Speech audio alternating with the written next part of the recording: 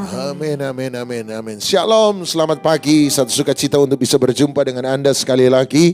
Hari yang baru, semangat yang baru, tapi yang paling penting hari yang baru, rahmat Tuhan yang selalu baru bagi Anda dan saya. Nah, mari kita mencoba melanjutkan kisah para rasul pasal 3 tentang Petrus dan Yohanes yang menyembuhkan orang lumpuh di gerbang indah. Nah, seperti yang kita sudah belajari waktu yang lampau, kisah para rasul pasal 3 ada pengamatan pertama. Pengamatan pertama, kisah Rasul 3 ayat 1, dia bicara tentang pada suatu hari menjelang waktu sembahyang, the time of prayer. Nah, pengamatan nomor 1 bahwa mukjizat itu terjadi pada waktu yang spesifik, Kita sudah belajar bahwa Tuhan ternyata menolong seseorang, satu lewat orang lain, tentu saja kuasa supranatural Tuhan tetap terjadi, tetapi secara umum satu lewat orang lain dan nomor 2 lewat kesempatan yang dia berikan. Oleh sebab itu, waktu ada sesuatu yang sangat penting, terutama time of prayer, terutama time of worship, terutama time of sacrifice. Selalu ada hal-hal yang dilakukan justru pada time, waktu-waktu tertentu itu. Petrus dan Yohanes menyembuhkan pada waktu sembahyang. Misalnya, api turun dari langit di zaman Elia, waktu untuk mempersembahkan korban. Always ada time-nya. Jadi Tuhan bergerak pada time, pada waktunya. Nah, pengamatan kedua yang saya mau buat Anda lihat adalah ayat yang kedua. Jadi ayat pertama, kita mengamati yang pertama. Yang kedua ada pada ayat kedua. Kisah para Rasul pasal 3 ayat 2. Alkitab berkata, di situ ada seorang laki-laki yang lumpuh sejak lahirnya. Ini yang saya mau Anda perhatikan. Orang laki-laki yang lumpuh sejak lahirnya. Nah, Anda lihat bahwa dia lumpuh sejak dalam kandungan sang ibu. Jadi Anda perhatikan bahwa ini sesuatu yang sangat-sangat berbeda. Berbeda dengan Mephiboset. Mephiboset lahir sebagai bayi yang sehat. Hanya waktu dia masih bayi ketika terjadi penyerangan terhadap istana Saul di Israel. Kemudian inang pengasuhnya membawa Mephiboset, anak dari Yonatan, pergi. Dan waktu dia pergi, karena terburu-buru, dia terjatuh dan menimpa bayi Mephiboset. Sehingga Mephiboset menjadi pincang untuk seumur hidupnya. Kemungkinan besar inang pengasuhnya bodinya kayak saya gitu ya. Makanya kalau bodinya kayak yang Lukas, kayak Tika, kayak Gledi, ya aman rasanya. Tapi karena kayak Doni, maka dia pincang seumur hidupnya. Nah, sehingga dia terjadi kelumpuhan sebab somebody's fault, kesalahan seseorang. Tapi bagaimana kalau dia pincang lumpuh sejak dalam kandungan ibunya? Anda lihat tidak ada yang bisa menyalahkan siapapun juga. Waktu istri saya mengandung anak yang pertama dan waktu usia kandungan 3 bulan kemudian detak jantung janin di perut istri saya menjadi hilang dan kami mencoba berdoa, kami coba bertahan. Dan akhirnya istri saya harus keguguran. Saya tidak pernah berkata pada istri saya, you are a murderer, kamu pembunuh. Ya, sebab siapa yang bisa mengatur apa yang ada dalam janin, dalam perut sang ibu? Tidak ada. Anda lihat, tidak ada yang bisa disalahkan dalam hal ini. Tetapi yang menarik adalah kalau Anda pergi pada kisah yang sedikit berbeda, tetapi hampir serupa, Yohanes pasal yang ke-9, dalam Yohanes pasal 9, Anda menemukan Tuhan Yesus sudah pernah memberi sebuah pola ketika dia menyembuhkan orang yang buta pada lahirnya. Ini yang saya suka. Dia tidak memberi jawaban pada semua kasus demi kasus, tetapi dia bergerak pada sebuah pola, dia bergerak pada sebuah prinsip. Ketika Anda membaca Alkitab, maka Anda bukan hanya membaca sebuah kisah, tapi Anda harus belajar prinsip atau pola yang ada dalam kisah itu. Sehingga kita bisa mempercayai bahwa apa yang terjadi dulu, sekarang juga saya bisa mengalami hal yang sama. Asalkan saya ada pada prinsip yang sama, saya ada pada pola yang sama. Anda harus mengerti prinsip, bukan hanya cerita, bukan hanya kisah. Oh, zaman lalu pernah terjadi begini. Amin, amin, amin. Oh, luar biasa ya. Tetapi saya percaya bahwa Tuhan yang buat mujizat ada Tuhan yang sama, yang tetap berbuat mujizat sampai hari ini. You must know the principle. Sebab kita hidup pada sebuah alam semesta yang digerakkan oleh hukum dan prinsip. Yang digerakkan oleh hukum dan prinsip. Makanya ada yang namanya hukum gravitasi. Ada yang namanya prinsip gravitasi. Ada yang namanya hukum aerodinamika. Prinsip aerodinamika. Dan seluruh teknologi dibangun di atas sebuah hukum dan prinsip. Sama, kita bisa meraih benefit keuntungan dari setiap prinsip-prinsip yang ada. Hukum yang ada, Anda harus mengerti. Hukum tabur tuai, kita percaya itu. Hukum iman, kita percaya itu. Hukum memberi, kita percaya itu. Hukum kemurahan hati, kita percaya itu. Barang siapa murah hati, maka Tuhan akan berbuat murah hati kepada dia. Barang siapa membawa damai, maka Tuhan akan memberikan dia bumi kepadanya. Anda lihat bahwa ada prinsip, ada hukum. Oleh sebab itu Yesus tidak meninggalkan kasus begini, tapi dia memberi sebuah prinsip. Nah, ini prinsip yang dia beri. Yohanes pasal 9. Yohanes pasal 9 ayat 1. Kita menemukan sesuatu yang berbeda, tetapi ada sesuatu yang hampir serupa. Yaitu Yohanes 9 ayat 1, waktu Yesus sedang lewat. Sama, passing by. Ingat, dia menjamah kita pada sebuah kairos. Saya berdoa kairos, Anda harus mengerti kairos. Dan hari-hari ini adalah hari kairos bagi Anda. Jangan kelewatan kairos. Kalau Anda kelewatan, Anda harus putar balik.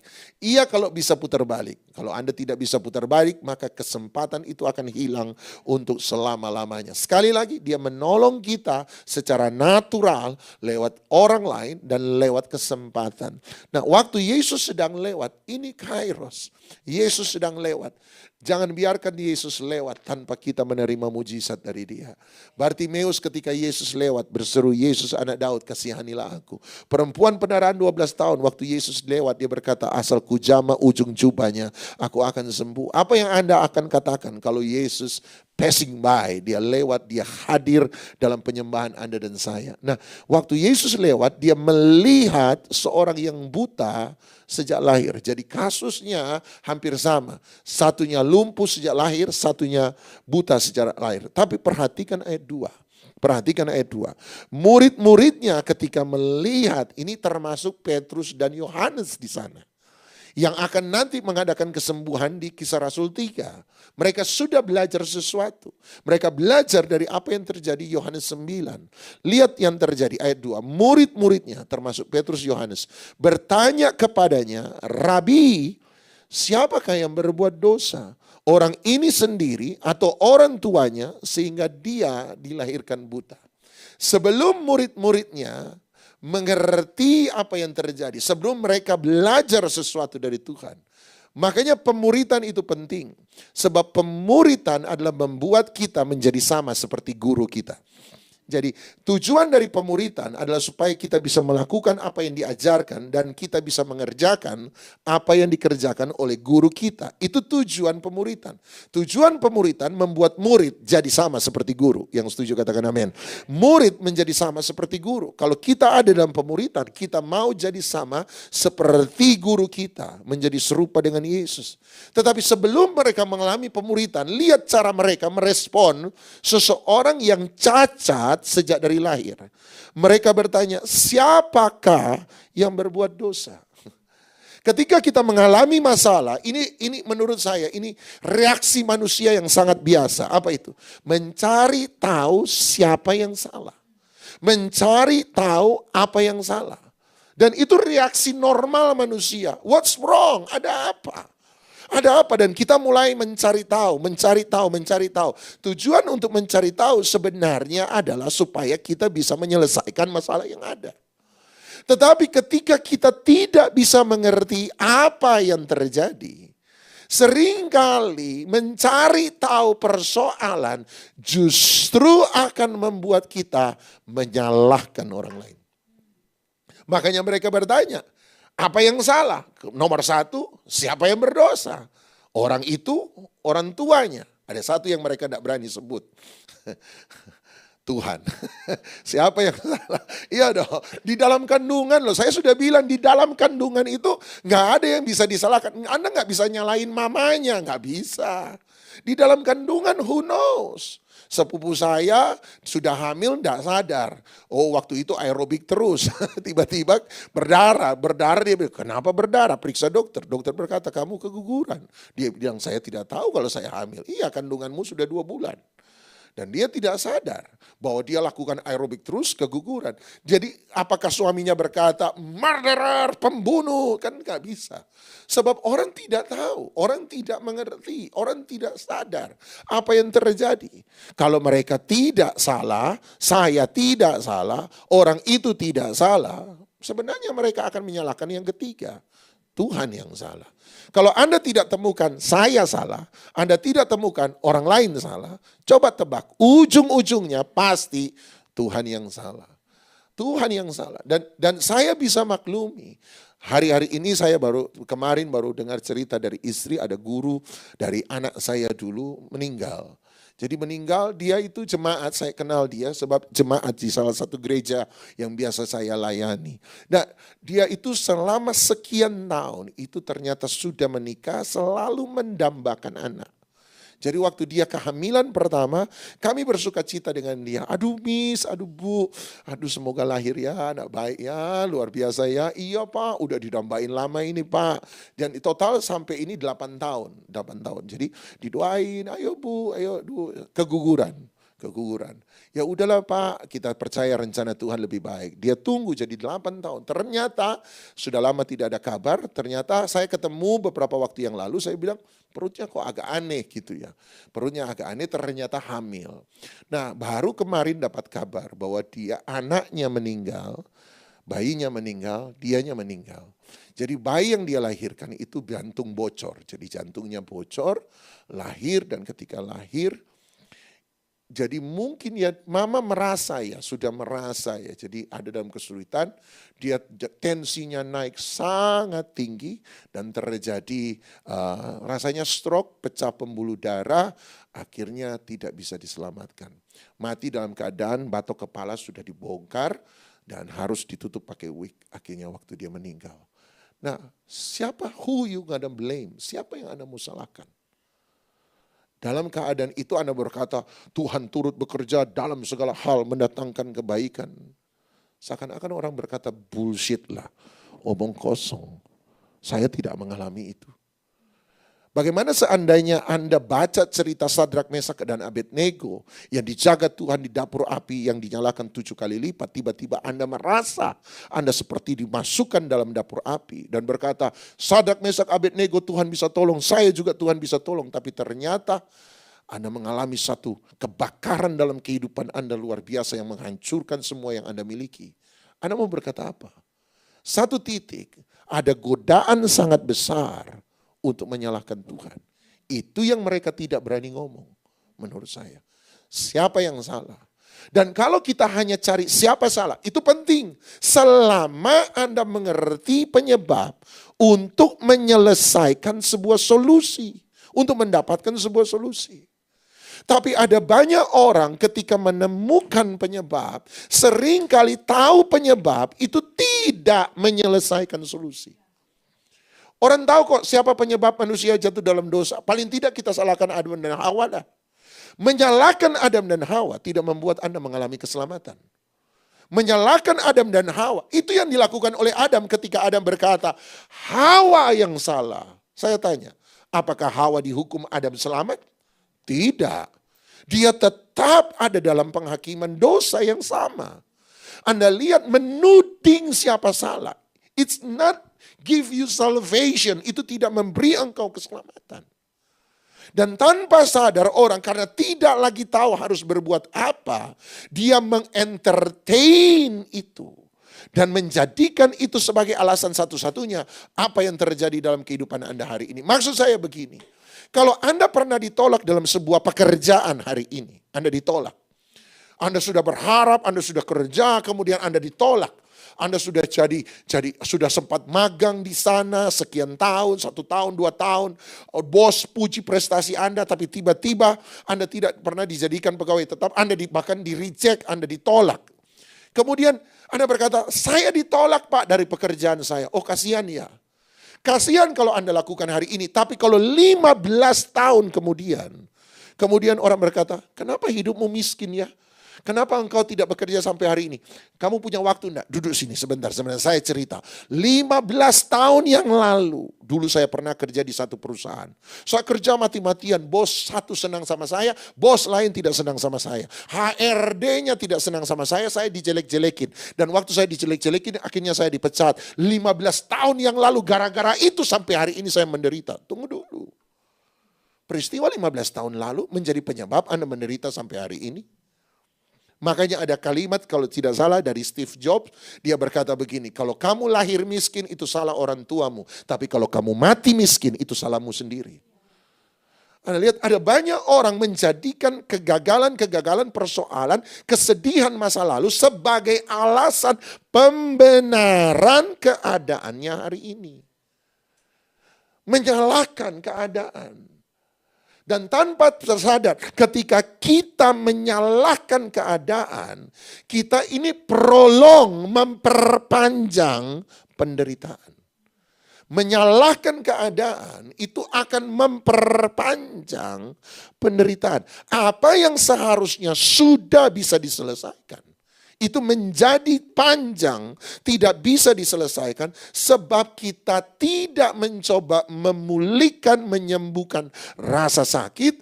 Saya selalu berkata kita mencoba mengentertain rasa sakit. Ada orang kalau luka kalau mulai kering kan gitu ya. Walaupun kering-kering kita tahu ini belum waktunya. Tapi kalau sudah kering itu gimana ya? Garuk-garuk itu lupa kalau buka ya berdarah lagi. Nunggu lagi. Ada orang yang menikmati itu tuh. Tuh digaruk-garuk lukanya itu. Udah tahu belum sembuh masih basah bos. Iya tapi siapa tahu kering. Tapi sebenarnya dia menikmati itu. Dan pertanyaan itu menurut saya sangat sah sebagai manusia ketika mereka bertanya, whose fault is this? Siapa salah ini? Dan itu justru akan akan memperpanjang penderitaan mereka. Ada 3 hal kalau saya bilang. Nomor 1, dia tanya, apakah orang itu yang salah? Jadi dia bertanya, apakah saya yang salah? Nomor 2 dia bertanya, apakah orang tuanya, orang lain yang salah? Dan nomor 3 saya berkata, mereka tidak berani ngomong apakah Tuhan yang salah. Dan 3 emosi ini bahaya. Nomor 1 bertanya, apakah saya yang salah? Itu membuat kita terjebak pada rasa bersalah. Menjebak kita pada rasa bersalah, rasa malu, rasa rendah diri. Rasa bersalah, rasa malu, rasa rendah diri will always prolong, akan selalu memperpanjang persoalan dalam kehidupan Anda. Apa yang seharusnya sudah bisa selesai dalam waktu 1 tahun, seringkali diperpanjang sebab Anda hidup dalam rasa bersalah, rasa malu, dan rendah diri. Nomor 1. Siapa yang salah? Apakah orang itu? Berarti dia bicara tentang rasa bersalah, rasa malu, dan rendah diri. Nomor 2, dia berkata, apakah orang lain yang bersalah? Orang lain bersalah, dia bicara soal kemarahan, kebencian, sakit hati. Itu yang akan memprolong persoalan. Jadi ketika dia berkata, apakah orang lain yang bersalah?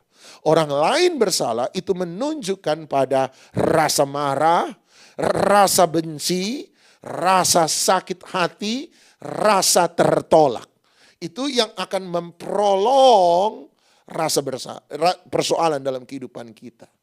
Nomor tiga, kalau kita bertanya apakah Tuhan yang salah.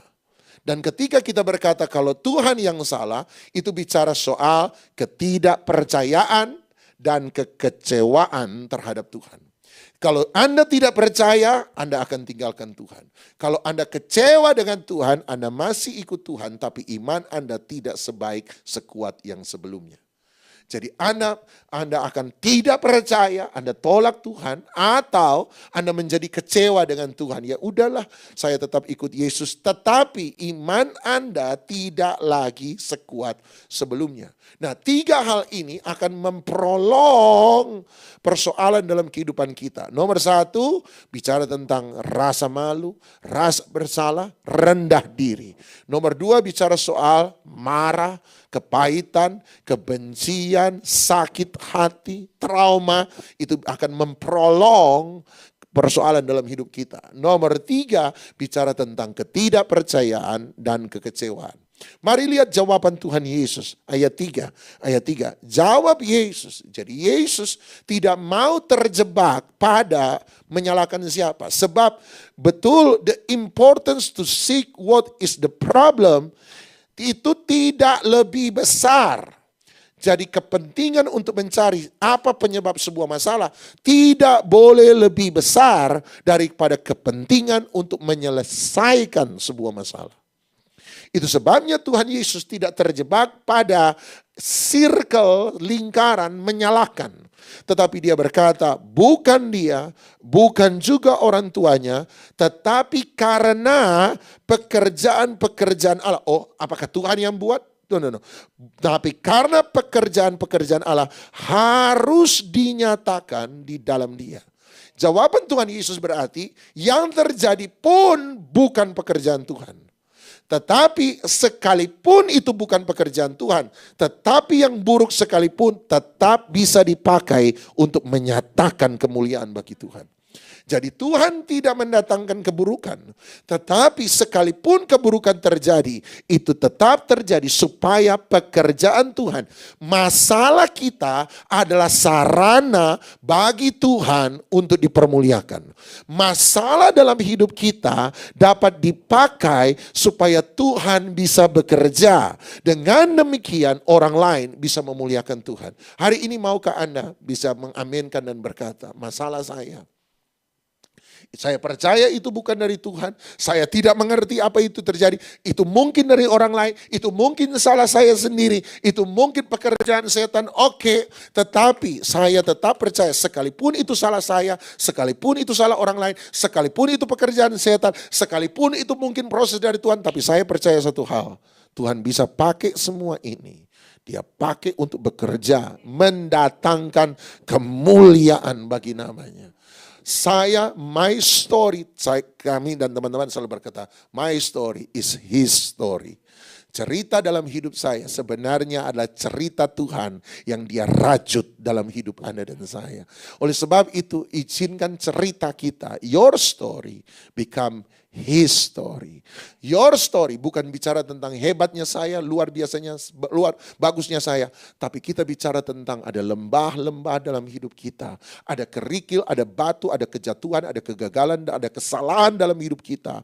Tetapi his story, ceritanya bahwa dia turut bekerja. Sehingga yang dipermuliakan dalam kisah hidup kita is not mine, tapi his. Bukan cerita saya, tetapi dia cerita. Cerita Tuhan dalam hidup saya. Cerita Tuhan dalam hidup saya. Biarlah hari ini kita belajar. It's not your story, it's not my story, but it's his story. Cerita Tuhan dalam hidup Anda dan saya mendatangkan kemuliaan. Yang penting solusinya apa? Izinkan Tuhan bekerja, mendatangkan kemuliaan. Kalau mungkin Anda gagal karena salah sendiri, karena salah orang lain, atau mungkin karena setan, saya tidak tahu. Tapi percayalah satu hal, bahwa Tuhan bisa turut bekerja, mendatangkan kebaikan. Dia bisa turut bekerja. Tidak ada yang perlu disalahkan seringkali lebih jauh. Asal kita tahu, itu cukup. Bagaimana solusinya? What will you do now? Apa yang akan Anda kerjakan sekarang? Itu yang paling penting. Sebab apa yang Anda buat sekarang will determine your destiny. Akan menentukan masa depan Anda. Saya berdoa, biarlah kita menjadi orang-orang yang diberkati oleh Tuhan. Mari keluarga Lighthouse, mari kita datang pada Tuhan. Kita datang pada Dia, biarlah Tuhan bekerja dengan dahsyat dalam hidup Anda dan saya. Terima kasih buat semua atensi Anda. terima kasih buat semua pikiran, semua yang sudah Anda perbuat. Tuhan, kami percaya bahwa Tuhan bekerja di tengah-tengah kita. Mari kita satu dalam doa. Kita satu dalam doa hari ini. Kita skip dari perjamuan kudus. Kita datang pada Tuhan karena ada beberapa kesibukan yang harus untuk menghadapi conference yang akan datang. Mari kita datang pada Tuhan. Mari sambil iringi. Saya percaya bahwa Roh Kudus ada di tengah-tengah Anda. Saya berdoa Anda dijamah oleh Tuhan hari ini. Stop dari menyalahkan diri sendiri. Seringkali yang harus kita ampuni bukan orang lain. Sadarkah Anda, seringkali yang harus kita ampuni seringkali adalah diri kita sendiri. Yesus mati bukan hanya bagi orang lain. Yesus mati bagi semua manusia. Anda juga termasuk manusia. Belajar untuk seringkali untuk mengampuni diri Anda. Tuhan, saya salah. Tuhan, saya salah. Ampuni saya. Dan belajar untuk bangkit kembali. Nanti kalau Anda kembali ke Kisah Rasul pasal 3, Anda akan temukan bahwa orang lumpuh itu, ketika Petrus berkata, emas dan perak tidak ada padaku, bangkitlah dan berjalanlah. Dia tidak mau bangkit. Petrus harus mengulurkan tangan dan mengangkat orang lumpuh itu supaya dia mau bangkit. Hari ini seringkali ada banyak orang tidak pernah mau bangkit. Makanya Tuhan selalu tanya pada orang lumpuh. Anda masih ingat di kolam Bethesda dia bertanya, apa yang kau mau daripadaku? Dia tidak jawab ya, dia tidak jawab maukah engkau sembuh, dia tidak jawab ya, dia tidak jawab tidak. Dia mulai menyalahkan orang lain. Itu yang terjadi. Guru, waktu aku mau datang ketika air itu mulai bergerak, aku mau sampai di sana, tapi orang lain sudah mendahului aku 48 tahun. 48 tahun. Anda tidak bisa menyalahkan orang lain karena mengambil mujizat Anda. Anda tidak bisa menyalahkan orang lain karena mengambil kesempatan dalam hidup Anda. Dulu saya mau kerja itu, tapi dia masuk lebih dulu. Dulu saya mau buat itu, tapi dia masuk ke bos lebih dulu. Dulu saya begini, tapi karena diserobot rekan kerja. 48 tahun. Prolong, dia memperpanjang. Sebab dia selalu menyalahkan orang lain. Itu sebabnya Tuhan Yesus tanya, maukah engkau disembuhkan? Anehnya sampai 48 tahun. Dia tetap berkata, tidak ya, tidak. Dia menyalahkan orang lain. Dan menyalahkan orang lain. Telunjuknya selalu tertunjuk pada orang lain. Hari ini keadaan adalah tanggung jawab pribadi. John Maxwell berkata, Anda tidak boleh larang burung terbang di atas kepala Anda. Tapi Anda boleh larang burung bersarang di atas kepala Anda. Anda tidak boleh larang masalah itu ada. Semua orang mengalami masalah. Pendeta sebesar apapun. Kemarin waktu cerita dengan istri saya tertunduk lama dan saya bilang, ya, sometimes bad things happen even to the good people. Bahkan seringkali hal buruk terjadi pada orang-orang baik. Semua masalah terjadi kok. Semua manusia pasti mengalami masalah. Tetapi soal Anda tinggal dalam masalah, itu keputusan Anda. Saya setuju. Anda lahir miskin, itu salah orang tua. Tapi Anda mati miskin, itu sudah salah diri sendiri. Anda tidak buat apa-apa. Waktu tidak pernah menyembuhkan orang. Waktu tidak pernah membuat kaya orang. Waktu tidak pernah membuat pintar orang. Waktu tidak pernah buat sukses orang. Apa yang Anda buat di dalam waktu, itu yang akan menentukan Anda sembuh atau tidak. Anda sukses atau gagal. Anda diberkati atau Anda hancur. Apa yang Anda perbuat dalam waktu.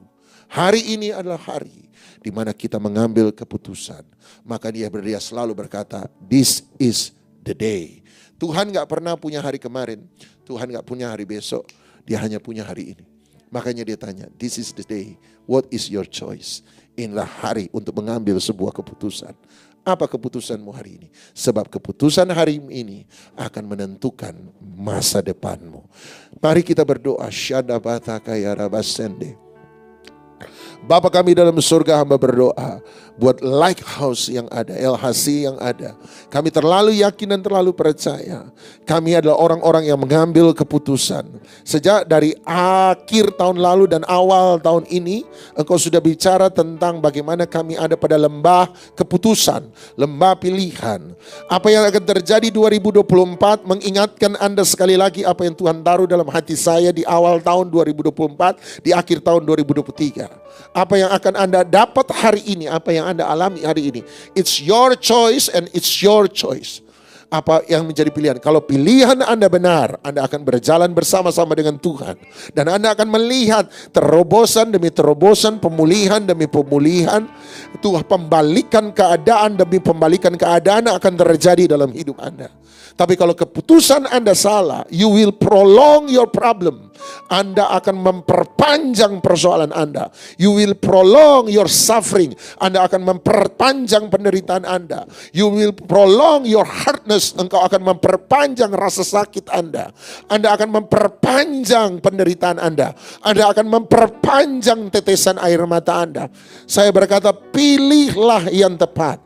Sebab this is the day. Inilah hari. Hari ini adalah hari di mana Tuhan membawa kepada kita sebuah pilihan, kehidupan atau kematian. Tuhan berkata, pilihlah kehidupan. Dan saya mau berkata, pilihlah kehidupan. Jangan tinggal dalam lembah air mata itu. Jangan tinggal dalam lembah menyalahkan orang lain itu.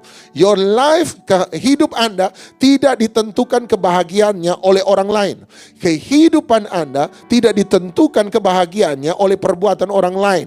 Orang lain boleh buat Anda meneteskan air mata, orang lain bisa buat Anda menderita hari ini, tapi orang lain tidak boleh jadi raja atas kebahagiaan dalam hidup Anda. Kebahagiaan dalam hidup Anda hanya ditentukan oleh hubungan pribadimu dengan Tuhan. Hanya engkau, hanya Tuhan, hanya dua itu. Hubunganmu dengan Tuhan, tidak dengan orang lain, tapi hubunganmu dengan Tuhan. Terima ini, Anda tangkap ini, Anda ambil ini baik-baik. Anda datang pada Tuhan dan berkata, saya dengar firman hari ini bahwa sungguh kebahagiaan dalam hidup saya, my destiny itu ditentukan oleh apa yang akan saya lakukan hari ini di hadapan Tuhan. Oleh sebab itu saya mengambil hari ini untuk percaya. Hari ini saya mengambil keputusan untuk berharap. Hari ini saya mengambil keputusan untuk bangkit dari kegagalan saya. Hari ini saya mengambil keputusan untuk mengampuni. Hari ini saya mengambil keputusan untuk meninggalkan masa lalu, menutup pintu masa lalu dan membuka pintu masa depan. Hari ini saya memutuskan untuk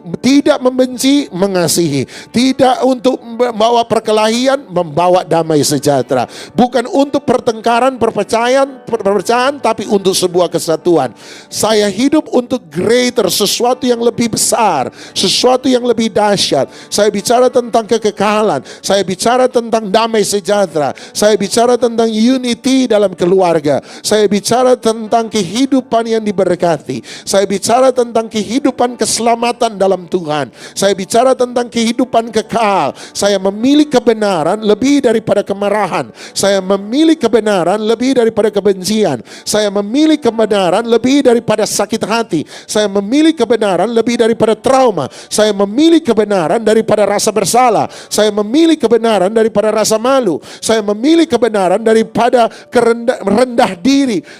Saya memilih kebenaran daripada ketidakpercayaan. Saya memilih kebenaran daripada kekecewaan. Saya memilih kebenaran. This is your day, this is your choice, this is your life. Kalau Anda mau dapat sesuatu yang baik dari Tuhan dalam hidupmu, Anda pilih kehidupan. Anda pilih kehidupan. Anda pilih kehidupan.